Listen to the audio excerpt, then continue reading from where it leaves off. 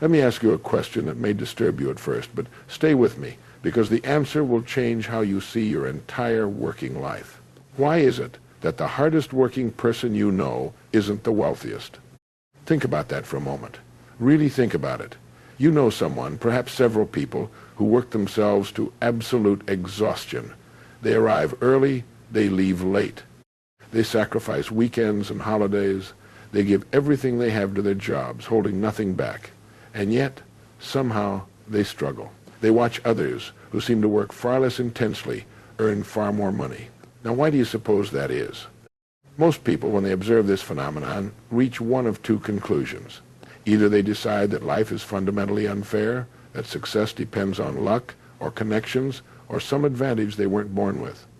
Or they conclude that they simply haven't worked hard enough yet, and they double down on their efforts, working even harder than before. Both conclusions are wrong, and both lead to the same destination: exhaustion without reward. Here's something that most people never learn, something that will alter your understanding immediately if you grasp it. There is a law operating in the realm of work and compensation, a law as precise and predictable as the law of gravity. And once you understand this law, you'll never see your career, your income, or your contribution the same way again. But before we can discover what actually determines compensation, we must first see clearly why the formula most people rely on, the one that says work harder and you'll earn more, fails to produce the results it promises. Let's take 100 people who start their careers at age 25. They're all starting even, all beginning with roughly the same opportunities, all eager to make their way in the world. Do you have any idea what will happen to these 100 people by the time they're 65? By age 65, only one will be rich. 4 will be financially independent, comfortable, but not wealthy. 5 will still be working, not because they want to, but because they have to. 36 will have died, and 54, more than half of those still living, will be broke, depending on others for life's necessities. Only 5 out of 100 make the grade. Now here's what's remarkable. Were the 95 who failed lazy? Did they lack dedication? Were they unwilling to work hard? In most cases, not at all. Many of them worked extraordinarily hard. Many worked harder than the 5 who succeeded. They showed up every day. They put in long hours. They did what was asked of them, and more. Yet, at the end of 4 decades, they had little to show for it. Why? It's like someone lost in the woods. They've been walking for hours, and they suddenly realize they've been going in circles. What's the instinctive response? Walk faster, put in more effort, cover more ground. But speed isn't the problem. Direction is. This is what I call the effort trap, and it catches millions of good, dedicated, hard-working people. When their efforts don't produce the results they expect, they don't stop to examine their approach. They intensify it. They work harder at the wrong thing, guaranteeing failure while feeling virtuous about their dedication. Consider the ditch digger. He works from dawn until dusk. His body aches, his hands blister, his exhaustion at the end of each day is complete. No one could question his effort. Yet his compensation remains modest. Meanwhile, the architect who designed the building requiring those ditches may have spent an afternoon sketching ideas and earned more from that afternoon than the ditch digger earns in a month. Is the architect working harder? By any physical measure, no. Is he working longer hours? Often not. Then what accounts for the vast difference in what they earn? The conventional answer, that mental work pays more than physical work, isn't quite right either. A brilliant mathematician pondering unsolved theorems may work enormously hard mentally, yet earn far less than a salesman who closes a single major deal over lunch. The work harder formula fails to explain this too. Here's the truth that most people never examine. Effort and reward operate on entirely different scales. You can sit at a desk for 8 hours and accomplish nothing. You've spent time, but you've created no value. Alternatively, in a single moment of insight or decision, you could create value worth more than a year of ordinary work. Time is merely the container. Value is the content. And the market, as we shall see, doesn't pay for containers. Rollo May, the distinguished psychologist, made an observation that explains much of what we're seeing. He said, the opposite of courage in our society is not cowardice, it is conformity. Most people accept the effort equals reward formula because everyone else accepts it.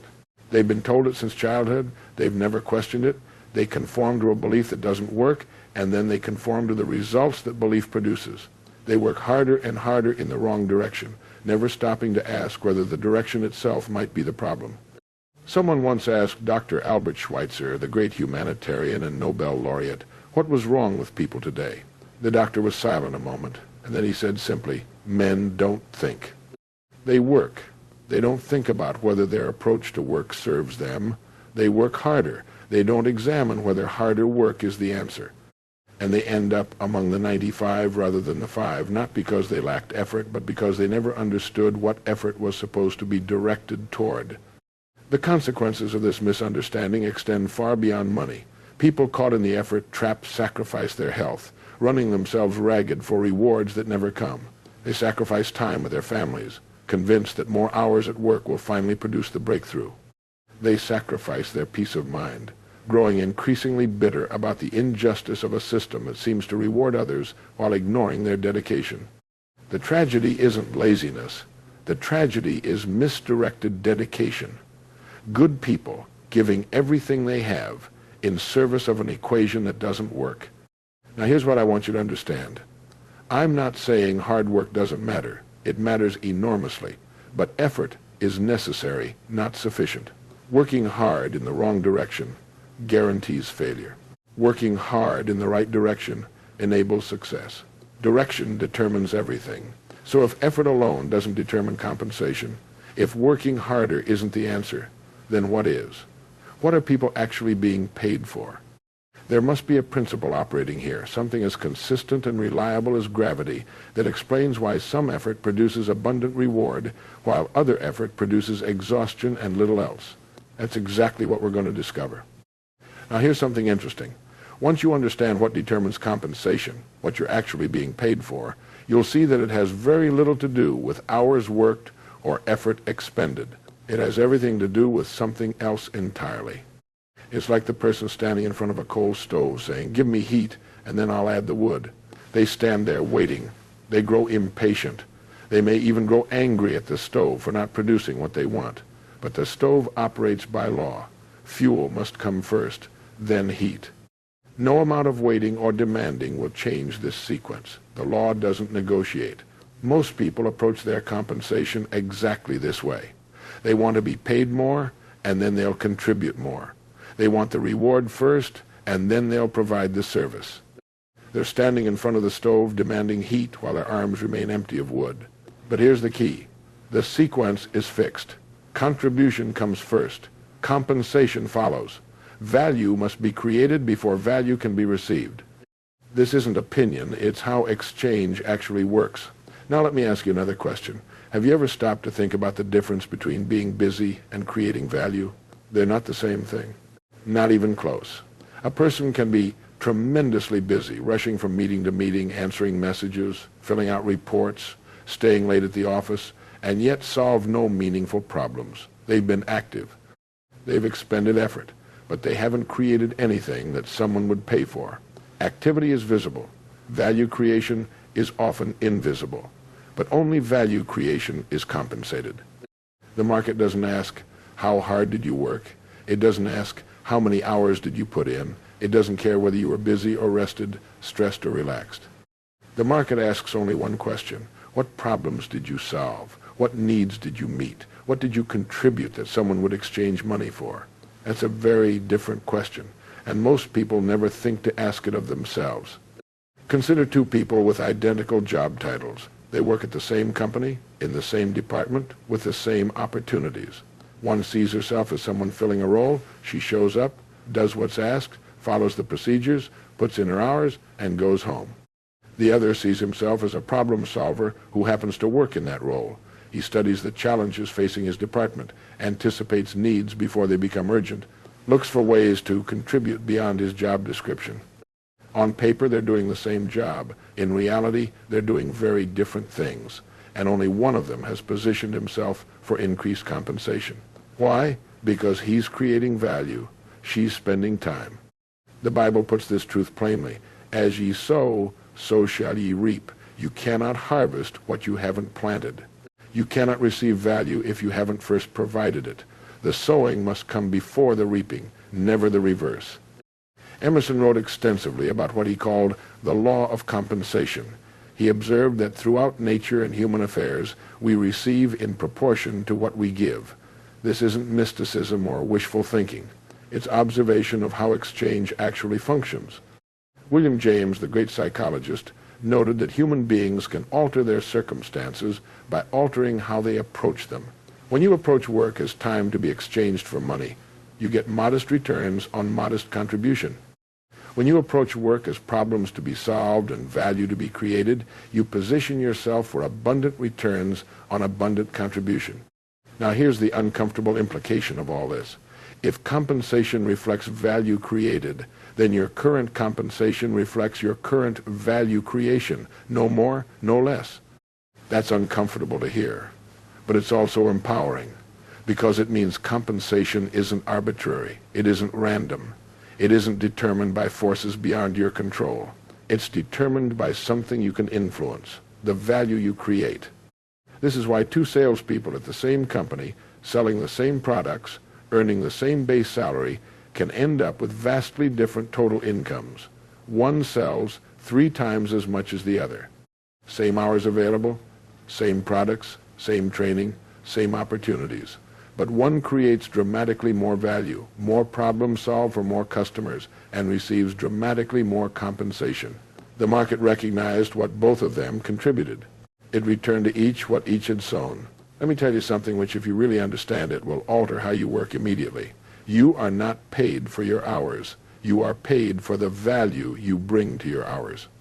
A surgeon who performs a 2-hour operation may receive compensation that would take others a month to earn. Is the surgeon working harder than someone who works a full month? Not necessarily. But in those 2 hours, the surgeon is bringing decades of training, rare expertise, and irreplaceable skill to solve a problem of enormous importance. The value created in those 2 hours is immense.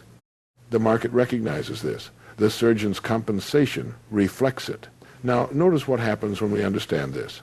The whole question of work changes. Instead of asking, how many hours must I work, we begin asking, what value can I create?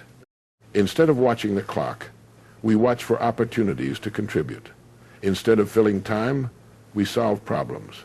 That's a profound shift, and it leads directly to the next question, the question that unlocks everything else. If we're paid for the value we create, then why do some people who create genuine value earn modest amounts, while others who also create value earn enormous amounts? What's the difference? Two people can both be solving real problems, meeting real needs, creating real value, yet one earns 5 times what the other earns. Value creation matters, clearly, but it doesn't explain everything.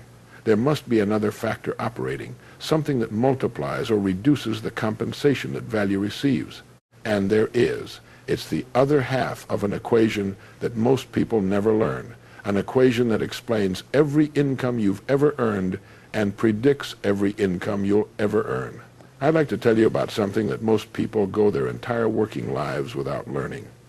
It's an equation, simple to state, profound in its implications, that explains what we've been examining. Here's the key to compensation, and it's worth hearing clearly. Your income is determined by the value you provide, multiplied by the difficulty of replacing you. Now let me say that again. Your income is determined by the value you provide, multiplied by the difficulty of replacing you.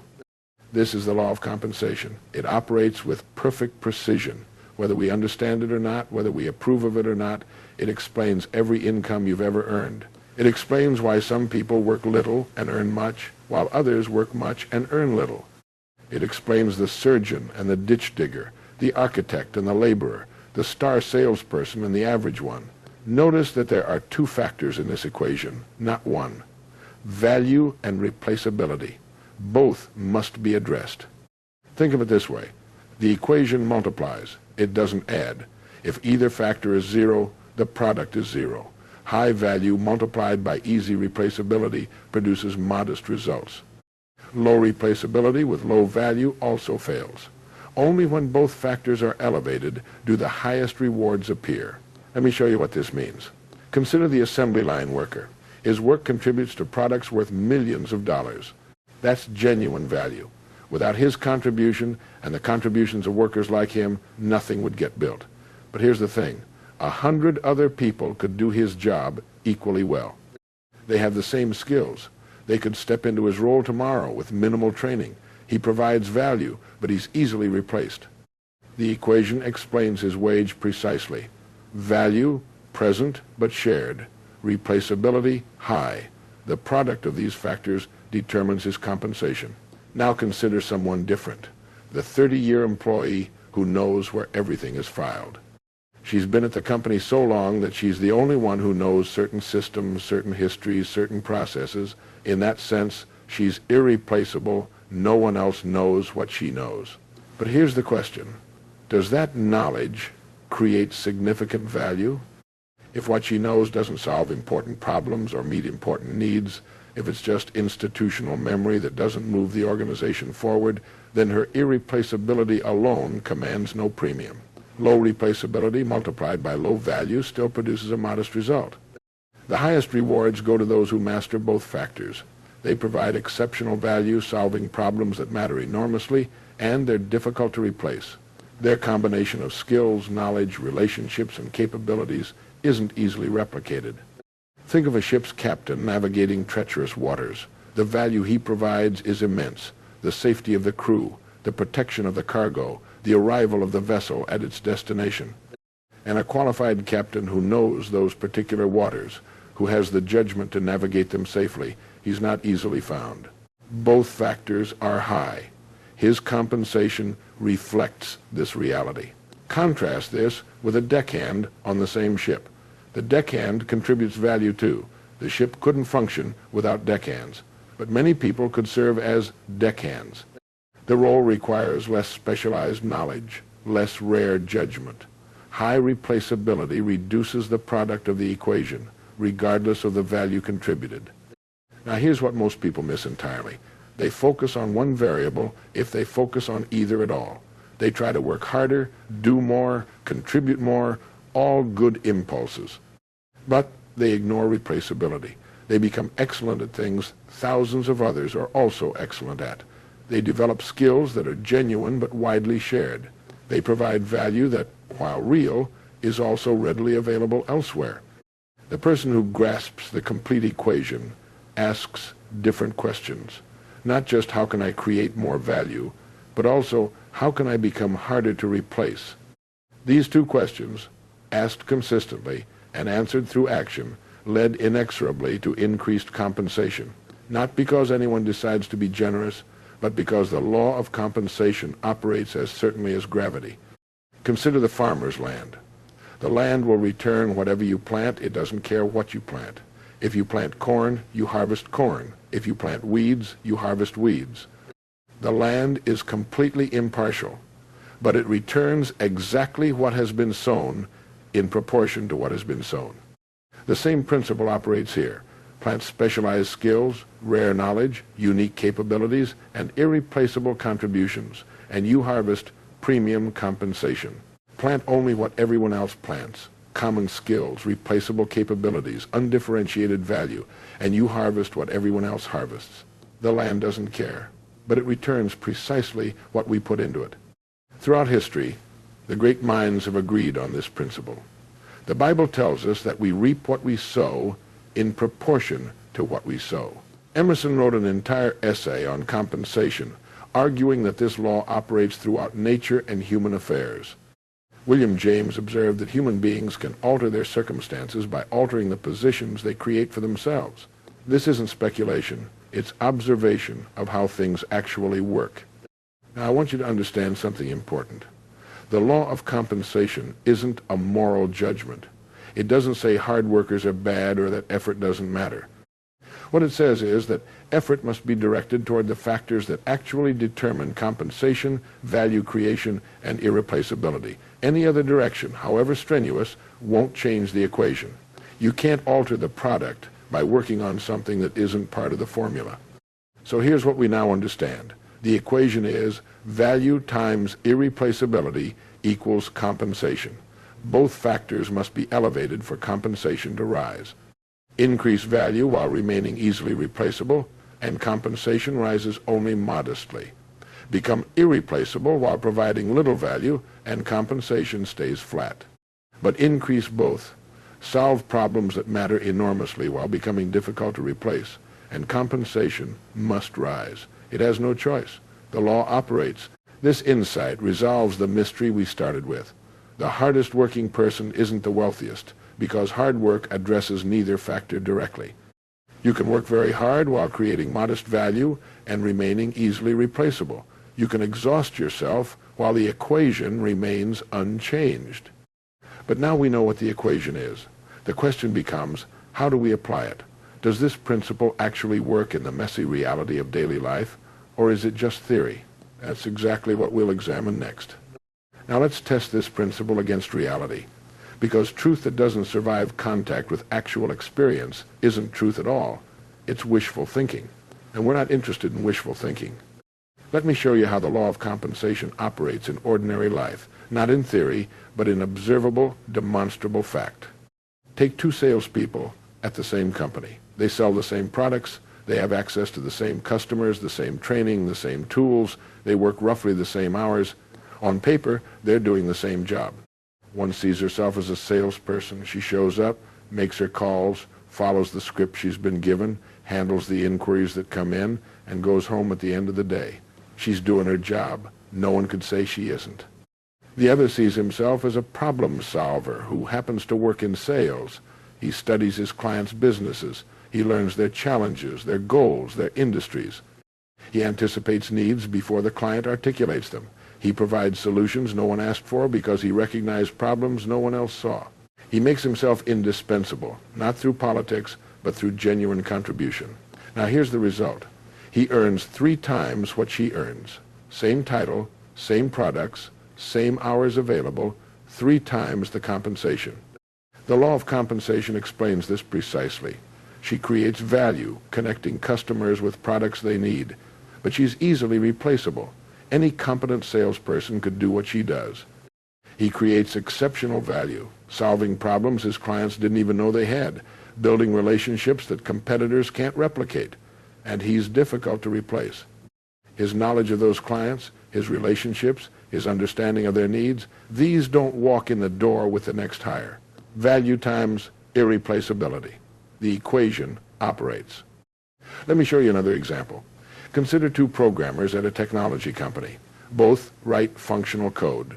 Both meet their deadlines. Both are competent professionals. One delivers exactly what's requested.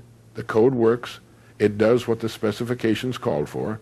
He's reliable, and then he waits for the next assignment. The other writes code while also understanding the business problem that code is supposed to solve. She suggests improvements no one asked for because she sees opportunities the specifications missed.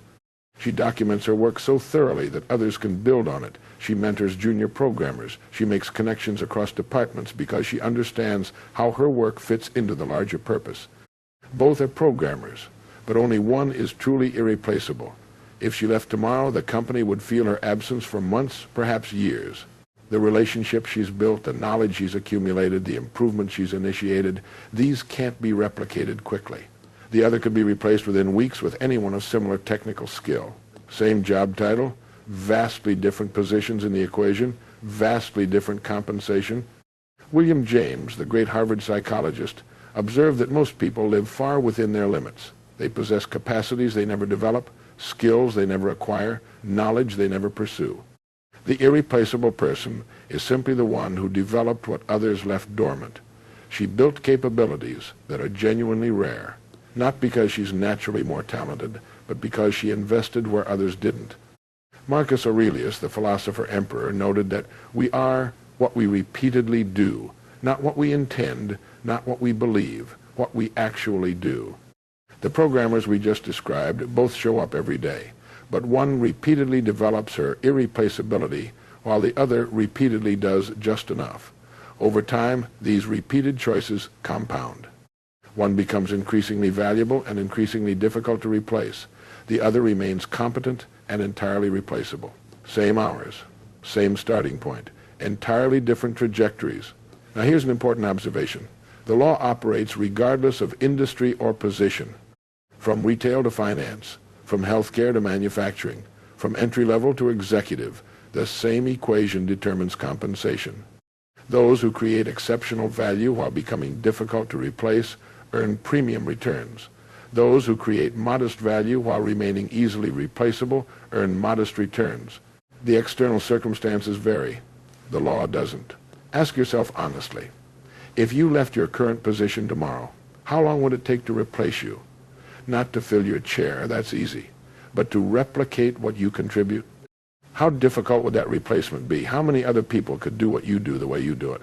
The honest answers to these questions reveal your exact position in the equation. The 30-year employee who earns modestly isn't earning poorly because the company is unfair. She's earning what the equation produces. Longevity isn't value times irreplaceability. Time served isn't the same as problem solved multiplied by difficulty of replacement. The 2-year employee who earns more isn't the beneficiary of favoritism. He's earning what the equation produces. In 2 years, he's created more value and become harder to replace than someone who spent 30 years doing easily replaceable work. Now here's what I want you to see. Small differences in approach compound into vast differences in outcome. The daily decision to increase your value, to enhance your irreplaceability, made consistently over years, transforms your position in the equation. Conversely, the daily decision to do just enough, to develop nothing unusual, to remain interchangeable, also compounds. In one direction lies premium compensation. In the other lies modest compensation, regardless of hours worked. The equation operates cumulatively. Every day, we're either improving our position or maintaining our position. There's no neutral. Time passes. The question is what that time produces. This brings us to an objection that may be forming in your mind. The objection about circumstances. What about luck? What about office politics?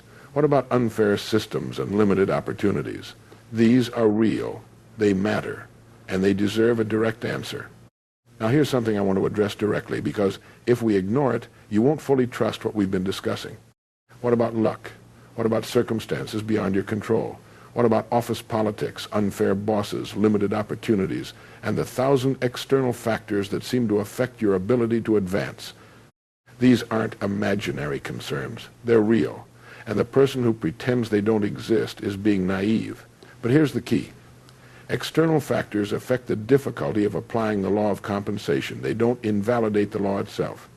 A difficult environment means you must create more value and greater irreplaceability to produce the same compensation as someone in an easier environment. That's not fair, but it's also not a reason to abandon the only formula that actually works. Think of 2 ship captains. One navigates calm waters, predictable currents, good weather, well-marked channels. The other navigates treacherous seas, unpredictable conditions, dangerous passages, constant challenge. Both are compensated according to the value they provide, multiplied by the difficulty of replacing them. But the captain in treacherous waters must demonstrate more skill, more judgment, more capability to produce the same outcomes as the captain in calm seas. Does the law of navigation change because conditions are difficult? No. The competent captain accepts the conditions and navigates anyway. And here's something interesting. The captain who can navigate treacherous waters often becomes more valuable than the captain who only handles calm conditions. Difficulty creates irreplaceability for those who master it. Everyone avoids difficulty. Those who learn to navigate it become scarce. Emerson wrote that shallow men believe in luck, while wise men believe in cause and effect. He wasn't denying that luck exists. He was observing that the wise don't rely on it. They focus on cause and effect because cause and effect is something they can influence. Luck is not. The Stoic philosophers distinguish clearly between what we control and what we don't. Circumstances, what happens to us, often fall outside our control. But our responses, what we do about what happens, always fall within our control. The law of compensation operates in our responses, not in our circumstances. Now let me be specific about the objections. Luck affects where you start, not where you can go. Some people begin with advantages, better education, wealthier families, more connections. Others start with disadvantages: fewer resources, less support, more obstacles. This is real. It's not fair. But the equation still operates. It just operates from different starting points. The person who starts with advantages and applies the equation advances quickly. The person who starts with disadvantages and applies the equation still advances, just from a different beginning. The person who starts with advantages and ignores the equation squanders those advantages. The person who starts with disadvantages and ignores the equation remains stuck. Starting position matters, but direction matters more. Over a lifetime, consistent application of the law of compensation overcomes most starting disadvantages. It doesn't eliminate them, it overcomes them. Office politics affects how value and irreplaceability are recognized. In highly political environments, creating value quietly may not be enough. You must also ensure that your value becomes visible. This is frustrating but navigable. The equation still operates. You just have to work harder to make its factors visible to those who make decisions. Unfair systems create friction that slows your progress. A biased manager, a discriminatory culture, a company that doesn't reward merit, these are obstacles, real obstacles. They mean that the same value and irreplaceability that would produce rapid advancement elsewhere produces slower advancement here. But notice, they slow progress. They don't stop it unless you let them. The person who blames circumstances feels satisfaction but changes nothing. The person who understands circumstances while applying the law changes their position, perhaps more slowly than they'd like, perhaps requiring more effort than seems fair, but changes it nonetheless. Now here's something worth considering. Often, difficult circumstances create the greatest opportunities for irreplaceability. If an environment is challenging, then mastering that environment is rare. If a system is hard to navigate, then navigating it well is valuable. If problems are abundant, then problem solvers are in demand. Everyone wants easy circumstances. This means that those who can perform in difficult circumstances have something scarce. Difficulty itself can be the source of irreplaceability for those willing to master it rather than merely complain about it. I'm not minimizing real obstacles. Some environments are genuinely terrible, so terrible that the right answer is to leave, not to try to master them. That's a legitimate strategic decision. But even that decision should be made based on understanding the law, not on abandoning it. You leave a bad environment to apply the law in a better one, not because the law doesn't work. Let me share what successful people do when facing difficult circumstances. They don't pretend the circumstances don't exist. That's naivete. And they don't surrender to circumstances as if nothing could be done. That's defeat. They assess the circumstances accurately, seeing them clearly for what they are. Then they ask, given these circumstances, how can I create maximum value? How can I become irreplaceable despite these obstacles? What would I need to do to change my position in the equation, acknowledging that it may be harder here than it would be somewhere else? This is neither optimism nor pessimism. It's strategic realism. The law of compensation operates in every environment. Some environments make it easier to apply, some make it harder. But the law doesn't stop operating because conditions are difficult. Gravity doesn't stop operating because you're carrying a heavy load. So we've now established that the equation works, that it explains compensation in ideal conditions and accounts for the friction of difficult conditions. The question shifts from, is this really true, to how do I actually apply this? What does it look like, in practical daily terms, to increase your value and decrease your replaceability? What specific approaches, what concrete disciplines, what daily decisions move both factors in the right direction? That's what we'll explore next. Now here's how this applies to you, not in theory, but in the decisions you'll make tomorrow morning. Let me tell you something which, if you really grasp it, will transform how you relate to your work immediately. You are not an employee, you are a service provider. Whether you work for yourself or for a corporation, whether you earn a salary or an hourly wage, whether your title is entry-level or executive, you are in the business of providing value in exchange for compensation. You have, in effect, one client, whoever pays you. Your job is to provide so much value to that client that they would never dream of finding another provider. The moment this lands, everything shifts. The employee mindset asks, what do they owe me? What are my rights? What's the minimum I need to do to keep this job? When can I leave today? The service provider mindset asks, what can I provide? What problems can I solve? How can I become so valuable that my client would be lost without me? What would justify premium compensation? Same job, same hours available, same external circumstances, entirely different orientation, and only one of these orientations positions you for increased compensation. Consider what it would mean to truly think of yourself this way. Imagine you run a business, a one-person firm that provides professional services. Currently, you have exactly one client, your employer. Your income is the fee you charge for the services you provide. Now ask yourself, what services am I actually providing? Are they worth the fee I'm currently charging? What additional services could I offer that would justify premium rates? What would it take for my client to double my fee and feel they were getting a bargain? That's a very different set of questions than, how do I get through today? Most employees think about what they're owed. They track their hours, count their vacation days, monitor whether they're being treated fairly relative to others.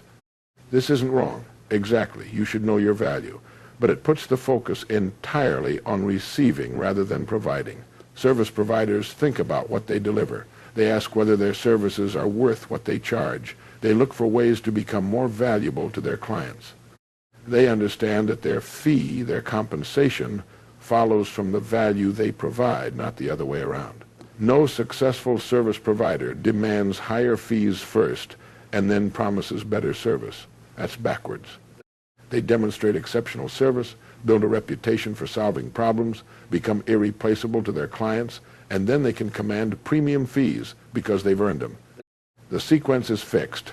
Contribution, then compensation. Service, then reward. It's like the stove we discussed earlier. The service provider understands that you must put the wood in before you can expect heat. The employee keeps waiting for heat, wondering why the stove won't cooperate. Now here's where this connects to the law of compensation. The service provider mindset naturally focuses on both factors in the equation. When you think like a service provider, you automatically ask, what value am I creating? That's the first factor. You also naturally ask, am I so good at what I do that my client would never consider replacing me? That's the second factor. The employee mindset focuses on neither. It focuses on fairness, on hours, on comparison with others, on what's owed.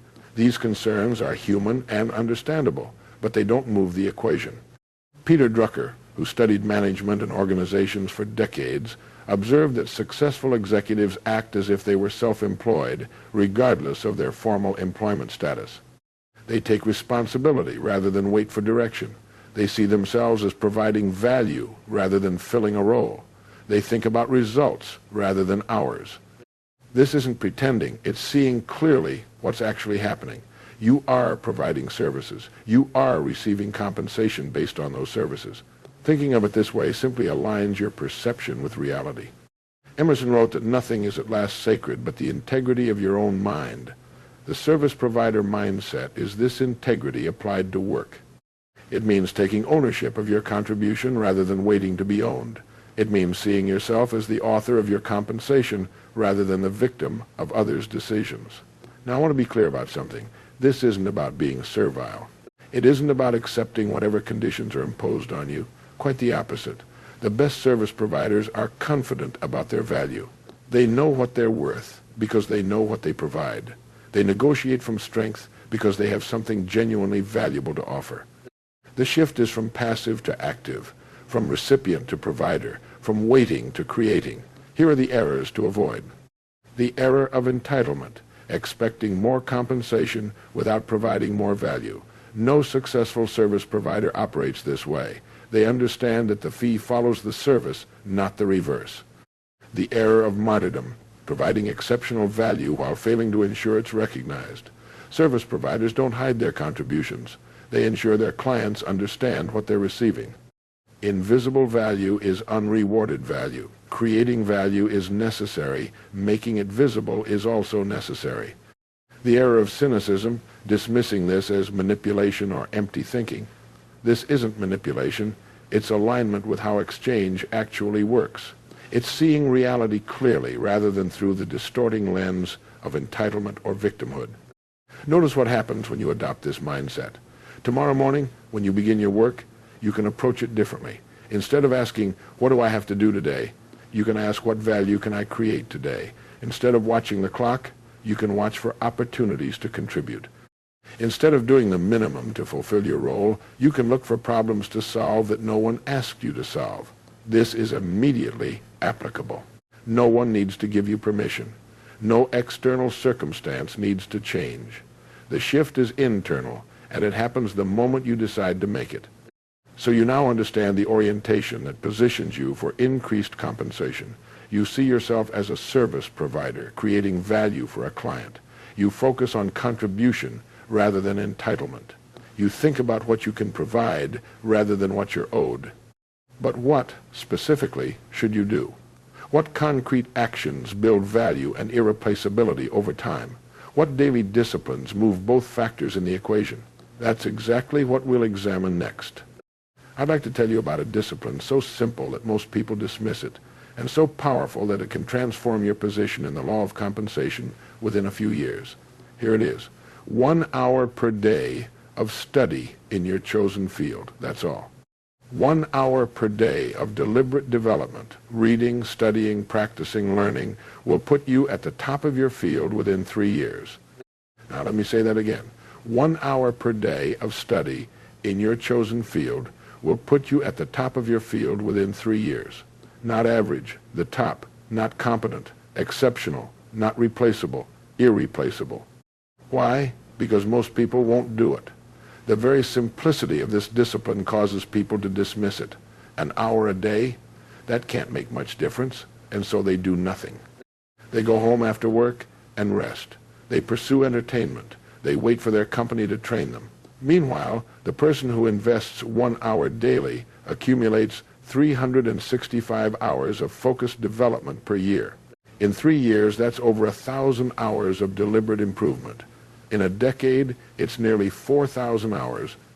The difference between the person who invests this time and the person who doesn't grows larger every single day. After 1 year, the gap is noticeable. After 3 years, it's substantial. After 10 years, they don't seem like members of the same profession. Think of the farmer. He doesn't plant one day and harvest the next. Seeds require time in the soil. During that time, nothing visible may be happening. The ground looks the same. The farmer sees no immediate result from his planting, but beneath the surface, growth is occurring. Roots are forming. The harvest is being prepared. Then, at the right time, the plants emerge. The harvest comes. What looked like nothing was actually something developing, something that needed time to mature. The 1 hour daily investment is planting. For a while, nothing visible changes. Your compensation stays the same. Your title doesn't shift. Others may not notice any difference in you. But capabilities are developing beneath the surface. Skills are forming. Knowledge is accumulating. Understanding is deepening. And then, at some point, what was invisible becomes visible. The harvest arrives. The person who didn't plant sees this harvest and thinks it came from luck or natural talent, but it came from planting, consistent, patient, daily planting over months and years. Now here's something important. Not all development is equal. You must be strategic about what you develop. The specialist competes with few. The generalist competes with millions. If you develop skills that everyone has, you increase your value somewhat, but your replaceability hardly at all. You become better at what many people can do. But if you develop skills that few people have, if you specialize in an area where capable practitioners are rare, you increase both your value and your irreplaceability simultaneously. Choose development areas with scarcity in mind. What skills, combined with your existing capabilities, would make you genuinely difficult to replace? What knowledge, added to what you already know, would create a combination that few others possess? The programmer, who can also present effectively to executives, possesses a rare combination. Programmers are abundant. Presenters are abundant. Programmers who can translate technical complexity into executive understanding are scarce. The accountant who can also sell possesses a rare combination. Accountants are abundant. Salespeople are abundant. Accountants who can develop new client relationships through consultative selling are scarce. The engineer who can also lead teams possesses a rare combination. Engineers are abundant. Managers are abundant. Engineers who can inspire and coordinate technical teams while still contributing technically are scarce. Unique combinations create scarcity, and scarcity drives the second factor in the equation. Beyond specialized skills, consider relationships.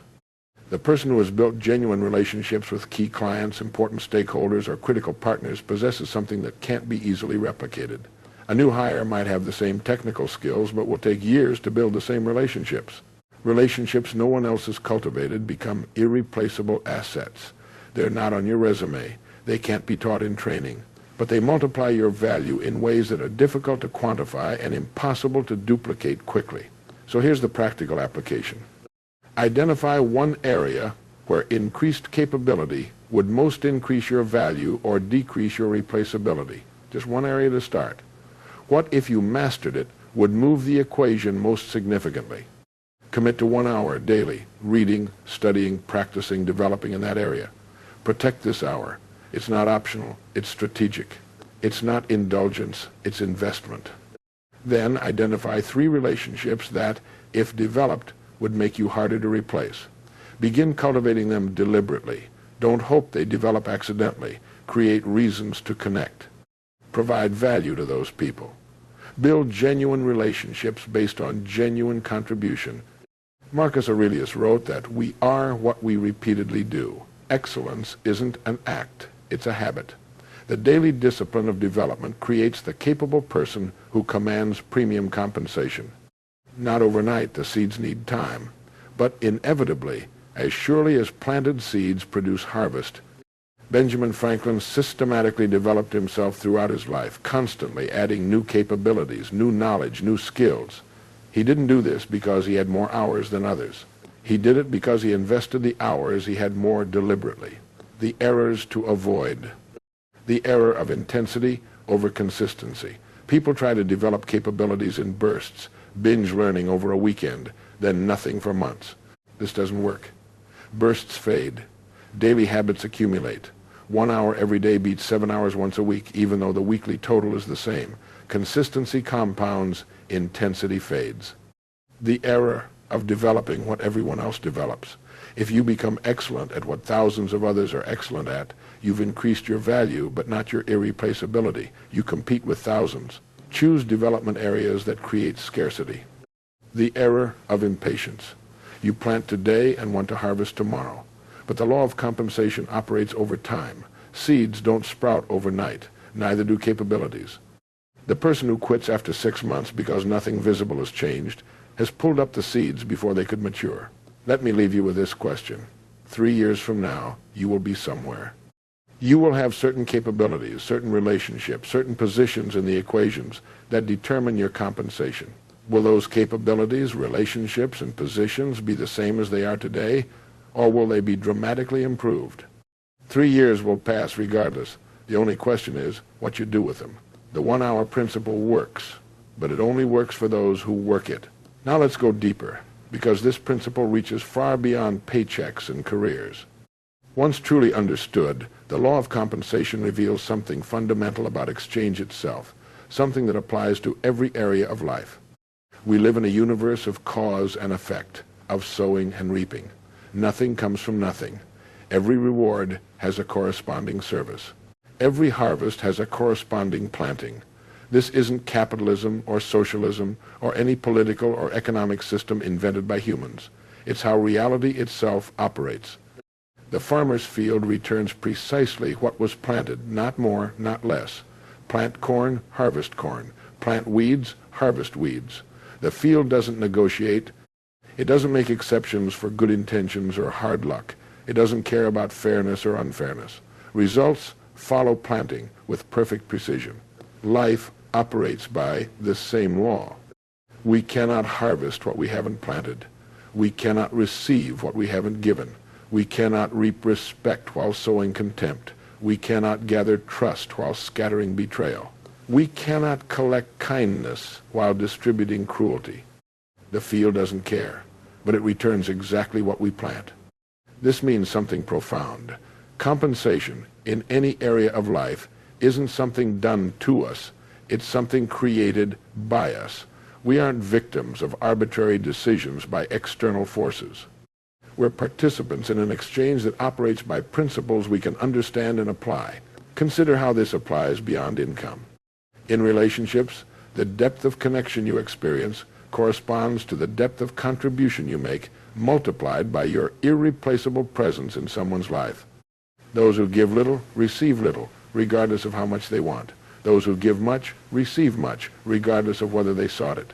And those who offer something truly unique, something no one else provides, find themselves irreplaceable to the people who matter most to them. The law of compensation explains why some marriages thrive and others wither, why some friendships deepen over decades and others fade within months, why some people are surrounded by rich relationships and others, despite wanting connection, remain isolated. What are you planting in your relationships? What harvest should you expect? In reputation, the respect you receive corresponds to the respect you've earned through consistent character, multiplied by the distinctiveness of that character. Reputation isn't manufactured. It's cultivated over time through consistent action. The person who acts with integrity when no one is watching builds a reputation for integrity that no amount of marketing can replicate. The person who acts inconsistently, honorable when observed, dishonorable when not, builds exactly the reputation that inconsistency produces. No one's reputation, over the long run, is better than their character. No one's reputation, over the long run, is worse than their character. The law operates. In influence, your impact corresponds to your contribution, multiplied by your unique positioning to make it. Those who want influence without contribution find it elusive. Those who contribute without seeking influence find it arrives uninvited. The person who offers something unique, a perspective no one else provides, an ability no one else has, a contribution no one else makes, wields influence disproportionate to their formal position. William James observed that human beings can alter their lives by altering their attitudes of mind. The law of compensation explains the mechanism by which this occurs. When we alter what we plant, we alter what we harvest. When we change our contribution, we change our compensation. In every domain where contribution and compensation operate. Here's the paradox that has puzzled philosophers for centuries.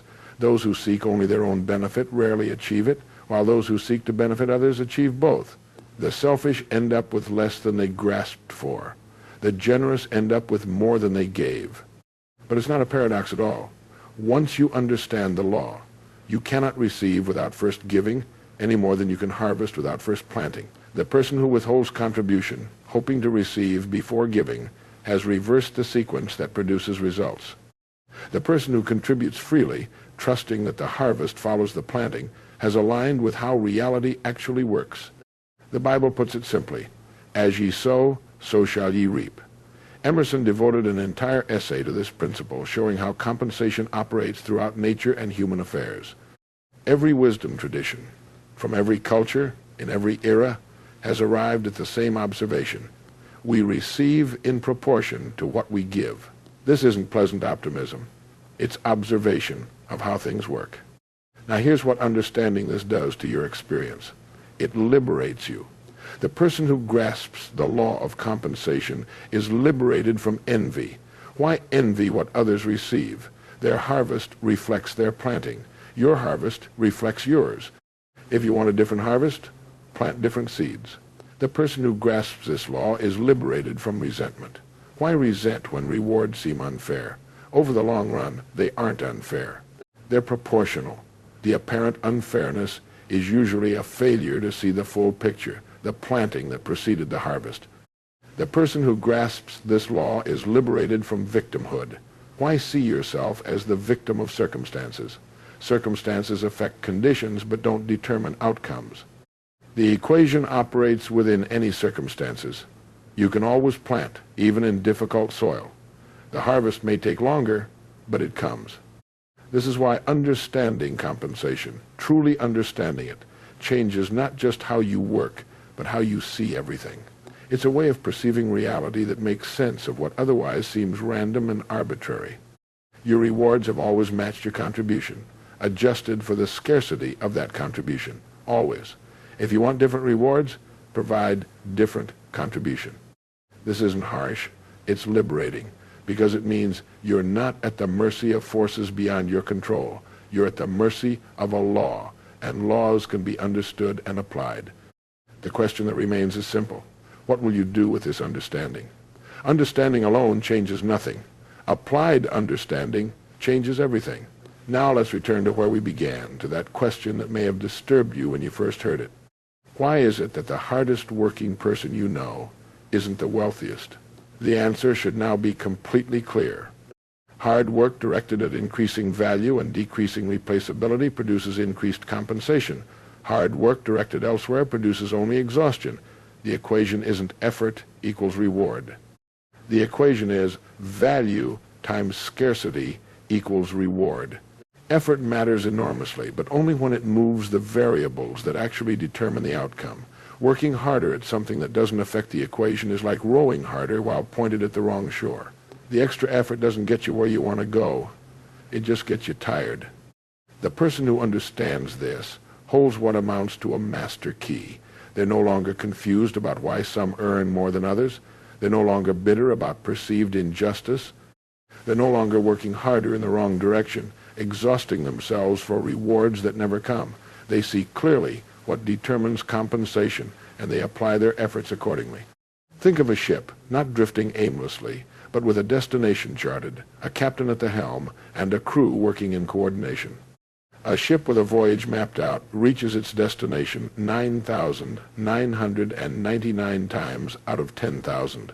The winds may vary, the seas may challenge, but the destination is known, the course is set, and arrival is virtually certain. The person who understands the law of compensation is no longer drifting. They know where they're going. They know what determines arrival. They're navigating by a law that operates as reliably as the stars by which ships have navigated for centuries. Contrast this with the ship without destination, engines running, crew present, activity happening, but no course set, no port identified. Where does such a ship end up? Derelict on a beach, or sunk on a reef, or wandering endlessly without ever arriving anywhere meaningful. The person who doesn't understand the law is that ship. They're working. They're trying. They're expending enormous effort. But they don't know what actually determines where they end up, so they can't navigate toward it. They drift on currents of circumstance, pushed by winds of chance, hoping somehow to arrive at prosperity without ever charting a course to get there. Now here's what I want you to understand. This law is good news, not bad news. It means you're not dependent on the goodwill of others. You're not waiting for someone to notice you, promote you, give you what you deserve. Your compensation follows from your contribution, not from anyone's grace. It means you're not dependent on the state of the economy. Recessions affect many things, but they don't suspend the law. Those who create exceptional value while being difficult to replace continue to be rewarded even in difficult times. It means you're not dependent on circumstances beyond your control. Circumstances create context, easier or harder conditions in which to operate, but the law operates within any context. The equation doesn't stop working because conditions are challenging. You're dependent only on two things: the value you provide and the difficulty of replacing you, both of which are entirely within your power to influence. That's liberation. That's the difference between hoping and navigating, between wishing and acting, between drifting and arriving. Let me tell you what the path forward looks like. First, assess your current value honestly. What problems do you actually solve? What needs do you genuinely meet? If you stopped contributing tomorrow, what would actually be lost? Not what you think should be valued, what actually is valued, measured by what people would miss. Second, assess your current replaceability honestly. If you left your position tomorrow, how long would it take to replace what you contribute? How difficult would that replacement be? How many other people could do what you do the way you do it? Not what you'd like to believe, what's actually true. Third, make a plan. Given your honest assessment, what will you do to increase your value? What specific problems can you learn to solve that matter more than the problems you currently solve? What needs can you learn to meet that are more significant than the needs you currently meet? And what will you do to decrease your replaceability? What specialized knowledge can you develop that few others have? What relationships can you build that no one else possesses? What unique combination of skills can you cultivate that makes you genuinely difficult to duplicate? Fourth, execute the plan. 1 hour daily of deliberate development, consistent relationship building, steady accumulation of rare capabilities, not bursts of activity followed by long periods of nothing, consistent daily progress that compounds over time. Fifth, monitor and adjust. The feedback loop is your compensation over time. If your compensation isn't rising, either you're not actually increasing value and irreplaceability, or you're not making that increase visible to those who make decisions. Adjust accordingly. This isn't complicated. It's demanding, but not complicated. The path is clear. The law is understood. What remains is execution. Now let me tell you the error that stops most people. Understanding without action. I understand the law. I see how it works. I'll start applying it later, after this project ends, after things calm down, after I have more time. Later never comes for most people. They understand, but don't act. They see, but don't do. They have the map, but never start the journey. And they end up among the 95 rather than the 5, not because they lacked understanding, but because understanding without action produces nothing. Knowledge isn't power. Applied knowledge is power. Another error, discouragement at the timeline. It will take years. I want results now. Yes, it will take years. The seeds need seasons in the soil, capabilities need time to develop, relationships need time to deepen, reputation needs time to establish. But here's the thing, years will pass regardless. 3 years from now, you will be somewhere. You will have some level of capability, some set of relationships, some position in the equation. The only question is whether you will have more than you have today or the same. Time passes whether you plant or not. The only question is whether you'll have a harvest. So here's where we end, with a choice. The same choice that has always faced anyone who encounters truth that requires action. You can hear this, acknowledge it, and continue as you were. That's what most people do. They encounter understanding that could change their circumstances, and they do nothing with it. They're like the person who receives a treasure map and puts it in a drawer. The treasure remains there. They remain where they are. Or you can begin today to apply what you now understand. Assess your value and replaceability honestly. Make a plan to increase both. Execute that plan consistently.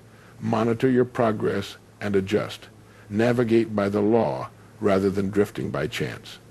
The difference between these two responses is the difference between understanding and wisdom. Understanding is knowing how the law works. Wisdom is living by it. The field of your mind, like the farmer's land, will return what you plant. Plant specialized knowledge, and you'll harvest irreplaceability. Plant genuine service, and you'll harvest value. Plant both consistently, over time, with patience, and your compensation must rise. Not because anyone decides to be generous, because the law operates with perfect precision. You cannot violate this law any more than you can violate gravity. You can only work with it or against it. Working against it produces exhaustion and frustration. Working with it produces results as reliable as the sunrise. The 95 who fail aren't bad people. They simply never understood what you now understand. They worked hard in the wrong direction. They planted without strategy. They hoped for harvest they had never planted seeds to produce. You now know better. The 5 who succeed aren't lucky or naturally gifted. They understood the law, sometimes explicitly, sometimes intuitively. They directed their effort toward value creation and irreplaceability. They planted deliberately and harvested predictably. You can join them, starting today. Not tomorrow, not next week, not when conditions improve or time frees up or circumstances change. Today, begin today. Assess your position. Make your plan. Take the first action. It's that simple. And it works. The law operates whether you acknowledge it or not. Gravity doesn't wait for your belief. Neither does compensation. But those who understand and apply the law achieve what those who ignore it never will. Here's what I want to leave you with. You have within you right now everything you need to transform your position in the law of compensation. You don't need more talent, more luck, more advantages, You need understanding applied through action over time. The understanding you now have. The action starts when you decide. The time begins today. You have nothing to lose, but you have your whole life to win.